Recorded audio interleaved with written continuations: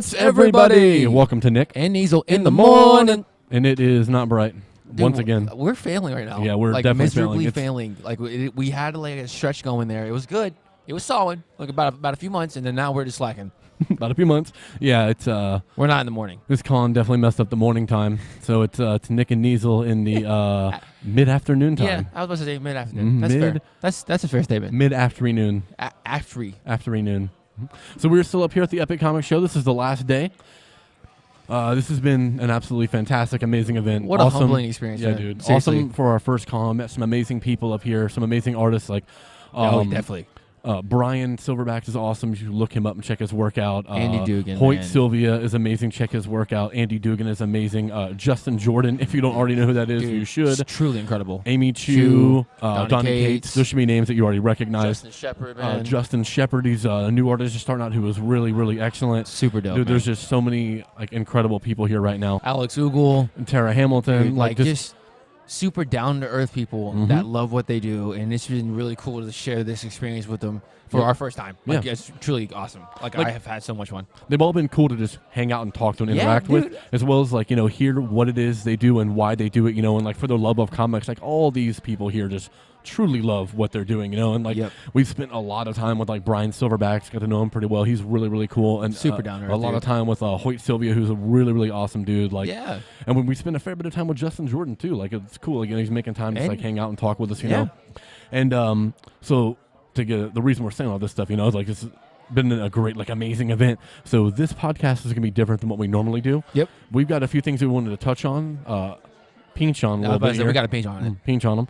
But the last like 14, 15 minutes or so of this is just going to be a full-on interview that we have with Donny Cates. Dude. With like the Donny Cates. If you don't know who Donny Cates is, if you were into comics, he wrote the Thanos Win series. He's writing the current Venom series. Cosmic Ghost Rider. He wrote Cosmic Ghost Rider. Doctor he wrote Strange. Doctor Strange. Like, he is in the inner circle of Marvel. Like, he is one of the guys. You know what I mean? Like, so it's a really big deal that he was here, and he took 15 minutes out of his time to, like, sit down and talk to us. Literally just, like, shot the poop, and man. we just sit down and shoot, and we were shooting the poop with him, man. Had, like, a great conversation with him. It was awesome. It really was.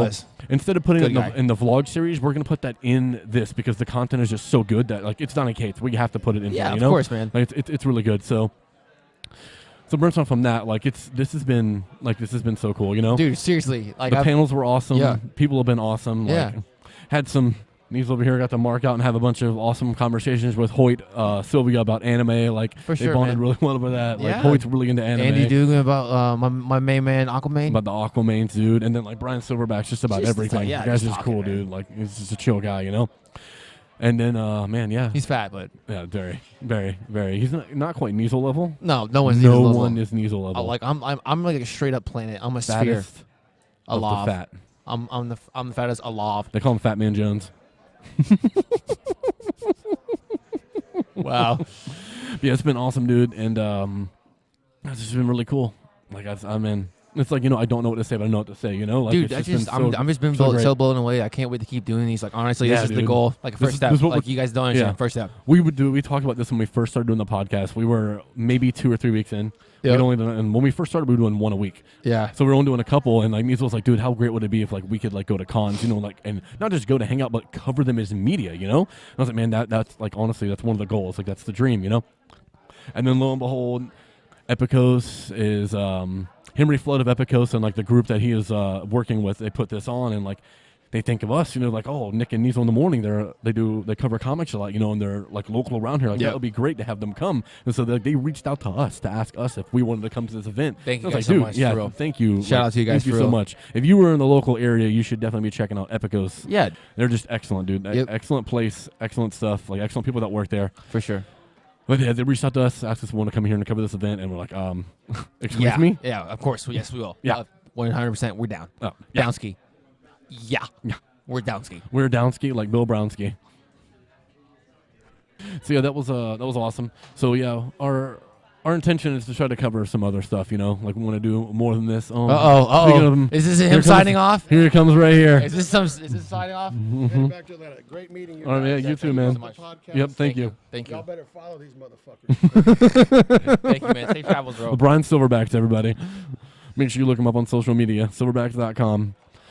Yeah, that's what we're saying. Like, he's just super chill, awesome dude. You know, Yeah, just for really, real, man. really cool. It's just been cool to fellowship. He's a really like clean language kind of person. Just hates cursing. hates it, just despise it. No, but it's been really cool just to like, even outside of talking about comics, which is the main focus of the just weekend. get to know the people. Just literally just talking. Like conversing between us and them, learning about Hoy Silva. Really me and them, and he just kind of stands there. Stop. They don't like him. Learning about like Mr. Silva, like loving anime and stuff like that, and like that's like been like some of his like big influences and stuff like that. Justin with the stuff with DC and just the love for it all, man. It's just overall, I feel like a kid in the candy store. Yeah, dude. Like straight up. Seriously, man. It's amazing, dude. It's been amazing. super humbling. It's not like it's like reinvigorated my love of comics because like that would happen a long time ago. Yeah. It's like reinforced, like, yeah, dude, this is the world for me. Like, I love this 100%. stuff. You know? Like, oh man, but yeah, this is, dude. It's been incredible. Incredible. It's been a Lonely Island album. It's been incredible. Stop. Okay, I need you Jack to and the leave. Beanstalk? I don't know why you keep coming. Why are you flapping those cheeks, bro? Why them are you freaking fat cheeks? Oh sumo my wrestler God, over this here. spaghetti eating piece of garbage trying to talk trash right I'm now. spaghetti Yeah. eating. Oh, okay. Yeah, the spaghetti man. Oh, okay. The spaghetti man can. Cool. Mm-hmm. Don't you go back to eating chicken, bro? I'll eat chicken all day long. I ain't chicken about chicken. Oh, fatness Everdeen. Yeah, that's right. I am. Recognize. No, I'm not recognizing. Recognize. No, Fatness Everdeen. that's like the biggest. Fatness Neasledeen. That is not an honor to have. Oh, it's an honor. No, it's not a badge you want to wear. I volunteer as Fat Jute.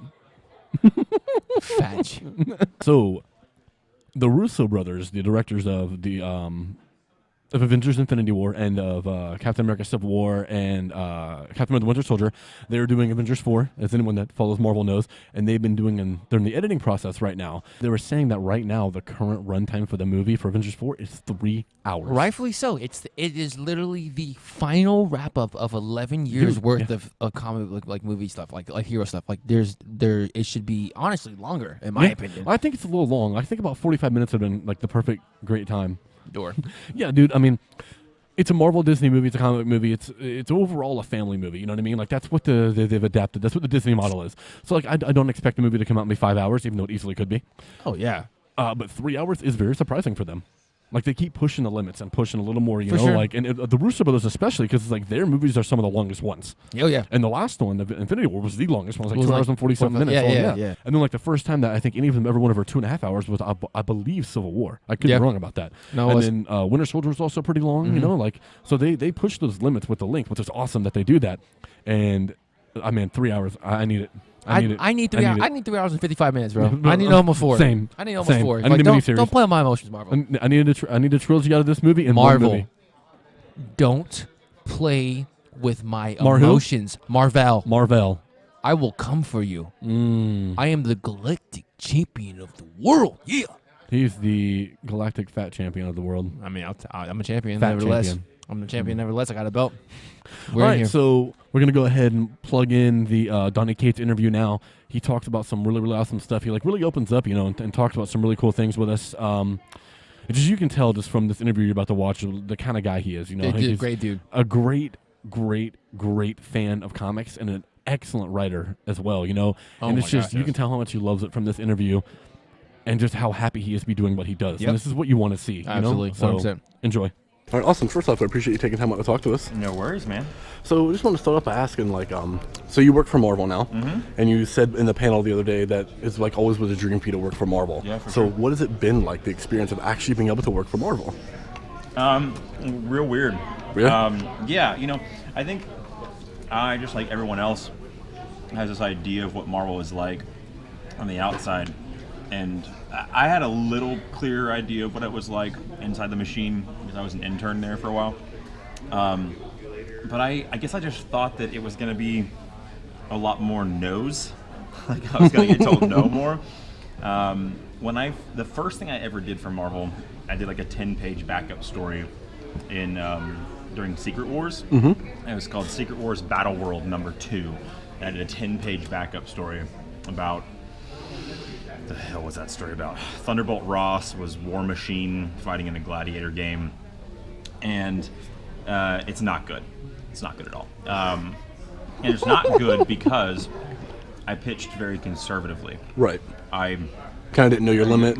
Well, I didn't know what I could get away with, and also I thought at the time that how I would ingratiate myself to Marvel would be to not get in anyone's way. And I was like, I'll just put something really small, and I'll stay out of the way. I won't use any big characters. I'll just stay in my own little pocket, and I won't cause much noise.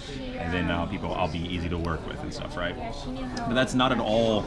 I got it completely wrong, and as a result, my story was boring. It was just inconsequential and very quiet and just boring. And so I did that, and I didn't get hired back to do anything for Marvel for like 2 more years. Wow! And it took God Country coming out for them to hire me back. And when Axel Alonso and Jordan White read God Country, and then Jordan White called me at Emerald City last year and gave me Thanos. Jeff Lemire was leaving, and they needed somebody to take the series over. And they just offered you Thanos. And they gave it to me, yeah. That's amazing. Because, if you read God Country, it's big and loud and gods and shit, so I get it. And so Thanos was so in my wheelhouse. I love all that Jim Starlin stuff. He's an idol of mine. And I love all the cosmic stuff. And so I got it in my head that I was like, I'm just gonna blow the doors off this thing. I'm gonna pitch the loudest, craziest shit I can think of, because I was just gonna do the complete opposite of my first pitch. And I thought for sure, I was like, a lot of this is they're gonna say no to a lot of this stuff, but at the very least, I'm gonna turn in a pitch document that tells the kind of story that I want to tell, just so they can get an idea of what I want to do here. And then I turned this pitch document in, and they just said yes to all of it. They came back and they were like, yeah, this is rad, let's do it, all of it.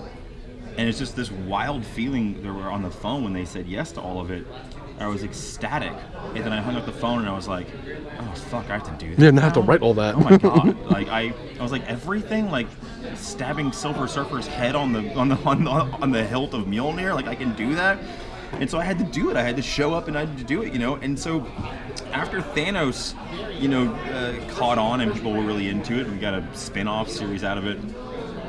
Since then, knock on wood, I haven't really ever been told no. That's amazing. Ever. I've just been able to pitch things and they just kind of let me go crazy, Been told no twice. And can you tell us what it was? They were no. Okay. In hindsight, they were probably right. It was just too mean. I was just doing too mean shit.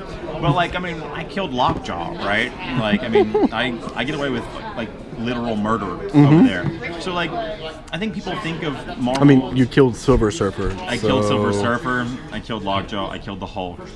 I killed. Who else have I killed? I have a body count, dog. I've killed 3 dogs in my time there.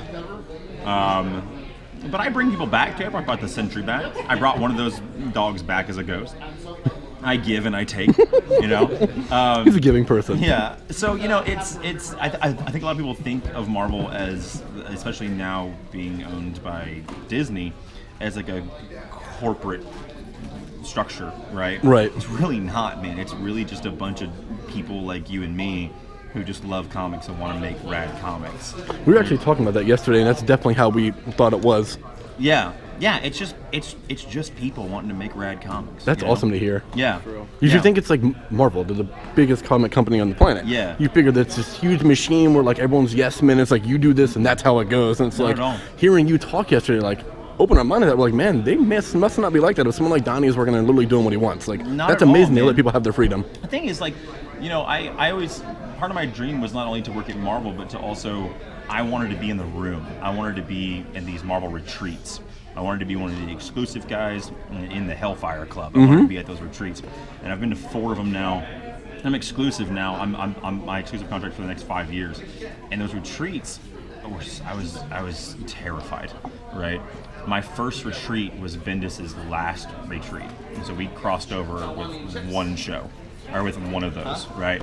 And so I got to be at a retreat with Bendis. That's amazing. And Bendis told me and my friend Matt, who started at Marvel around the same time as I did, he predates me by a few months. He told us, because he knew that we were really nervous, to walk into this room with Jason Aaron and Bendis and Dan Slott and all these huge dudes. He said, when you're in this room, doesn't matter how long you've been making comics. If you're in this room, we're all equals.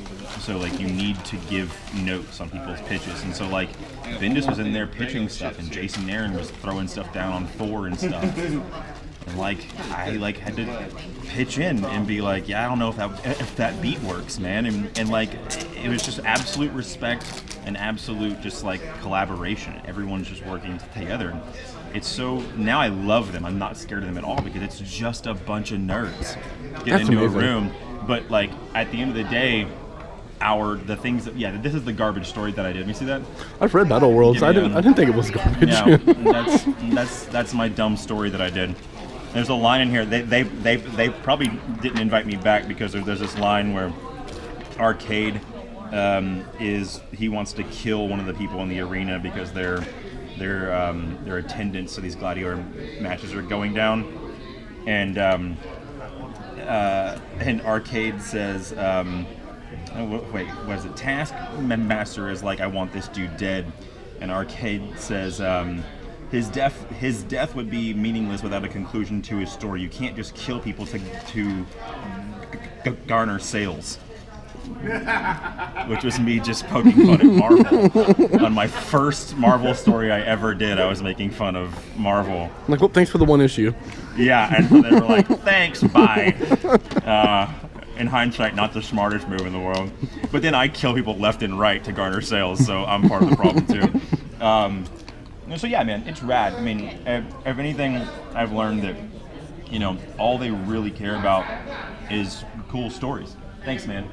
They just care about cool stories, and people think that they're really driven by like corporate mandates and editorial and all that stuff. And it's just completely not true. When I did Death of the Inhumans, it was this huge backlash when the book was announced that like, oh, the Fox deal is done. Now they're rolling out Death of the Inhumans because they don't care. That's not true at all. They came to me and asked me if I wanted to do an Inhuman story, and I was like, yeah, I want to murder all of them. I want to do a big action story, and then it got approved, and that's the complete long and short of the story. It just happened to coincide with the Fox deal. I mean, it has nothing to do with it. Of course, everyone reads way too much into everything all the time. Everyone, yeah.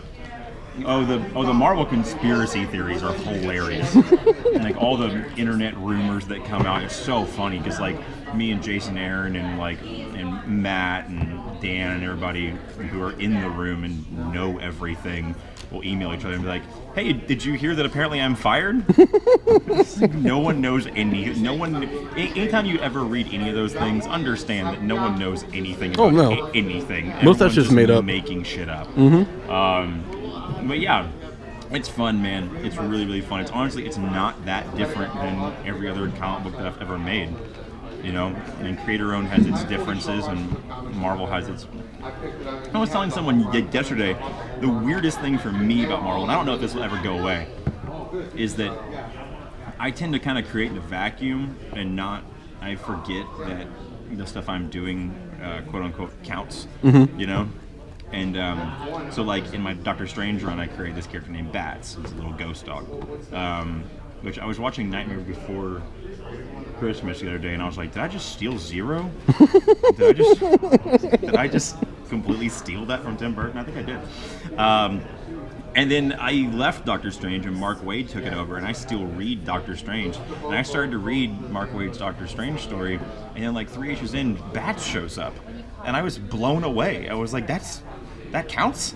Like, that thing I did is still happening? What the fuck? That's insane. I just completely forget that these things happen. And in my Venom run, I introduced the god of the symbiotes. His name is Null. Yeah. And then he has a connection to Thor and, like, the Black, the End of Times and Necro stuff. Sword, yeah. Mm-hmm. And then in Jason Aaron's Thor run, he starts talking about Null.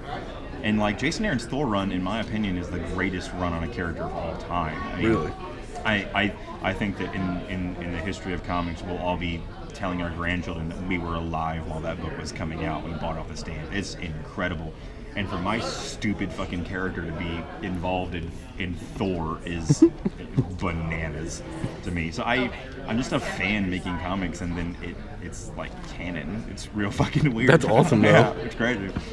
So I wanted to say yesterday at your panel, you were talking about how like you had that teacher, and he was asking everyone, "What is your story about?" And everyone just kept telling them plot. Yeah, right. So like I'm writing this book. I've been for years and years, and I had that problem that I only rectified in the past like 6 months. Of like people would ask me what it was about, and my first response was, "It's kind of hard to explain." And then I tried to tell them the plot, and I started realizing I was doing that, and I was like, if I can't tell somebody in like a couple sentences what my book is about, why am I writing? Do I even know what it is? Right. So I had to like seriously like spend time like, what is this about? And like figure that out, and like and I did, and it was really cool like to hear you say that. And I was like, man, like I relate to that I went through that. Like that's really cool. It takes a long time, man. I mean, it's easy for me to say that now, but I mean, you know, everyone thinks that I kind of came onto the scene with God Country, and then it was like God Country and then Marvel shit. But like, I've been doing this for 6 fucking years, and like before that I was a retailer, and before that I was a fan, and I've been reading my whole life, and you know, it takes a really long time to develop your voice, and like that's what people mean when they say like they're looking for someone with a voice. They're looking for someone who has something to say in their books, you know, because like there's only so many plots. It's vengeance and love and, you know, all that kind of shit, but it's your unique voice and what you've been through that you attach to your books that is you, that is like why that story can be told by you and by no one else, right? And I like to think that like my favorite writers, you could take their name off of a book and I could read them and I'd be like, oh, that's a Jason Aaron book. Like, that's what Jason sounds like, you know. And I like to think that the majority of my work you could pinpoint it as a Donny Cates story, and I don't really know what that means necessarily. I think that it means that it's really loud and really emotional. I hope that that's what it means. But it took me a really long time to figure out that that's the kind of stuff that I'm attracted to. So like, for you and for anybody else who's just starting, don't beat yourself up about that shit. Like you'll write a number of books that you might not know what they mean. You might not know what they're truly about until long after you're done with it. And then you realize, oh. Dude, I wrote, so I'm 5 years sober. I wrote Buzzkill like 6 years ago. Buzzkill is about a guy who gets powers from drinking and doing drugs, but is trying to get sober. But his life is still threatened from his past mistakes, and so the question becomes, stay sober and die, or drink and live, right? And relapse and live, right? And so I wrote that book, and then I was doing press rounds for it, and I was still drinking like a fucking maniac. And I remember interviewers asking me, like, hey, are you in the program? Like then they were all really nice. They were like, are you in AA? Because this all rings really true. And I was just like, nah, man, not at all. I'm just a really good writer. I just did my research and shit.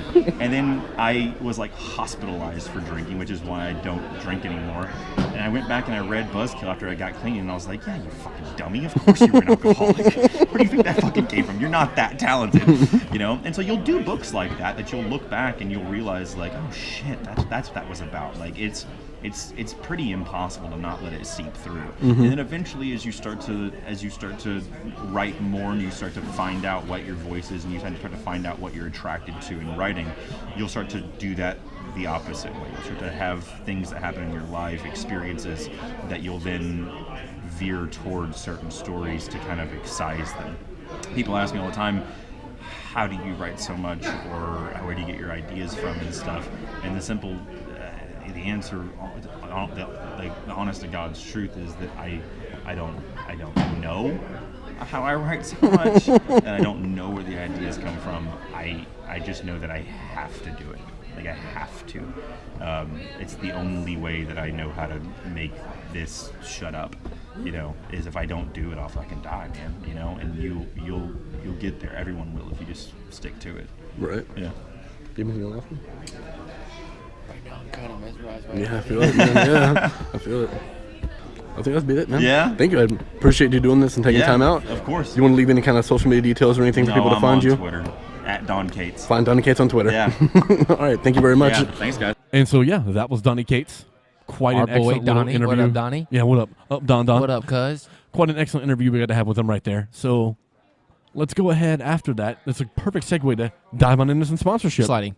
We are sponsored by Ink or Dye Studios. That's Ink or Dye Studios. They're a really, really freaking awesome combination of a tattoo shop and a hair salon, man. They're really, really awesome. Their address and stuff is right here up on the screen. You can go ahead and call them up and check them out. Check them out. Go in there and check them out. Check them out.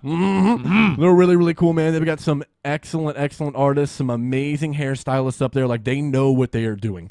Niesel's got his work done up there. I have one little small one that I got done. Baby. Yeah, a little baby tattoo. Yeah, like pretty much whatever you need done can be done up there. You know what I mean?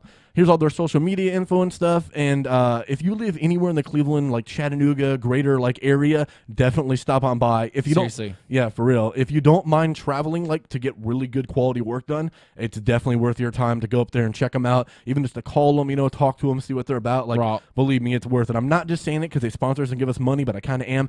But they're really, really awesome, man. Like, they do excellent work up there. So yeah, stop on in and check them out. Check them out. Make sure you like, make sure you comment, make sure you subscribe, make sure you hit that like bell. In there. Yeah, son, let us know in the comments below what you think of the Donny Cates interview. How awesome is that dude? Like, how much passion does he have for the business? What do you think of our footage for the cons overall? What do you think of our vlog series? If you're not watching it, you should definitely watch it. Get off your lazy ass and watch it. Should we continue to keep doing a vlog series? Do you want to see more vlogs from us? Anything you have, any questions that you want to ask us, just let us know in the comments. Thanks for watching. Stay fat, stay frosty, stay stupid.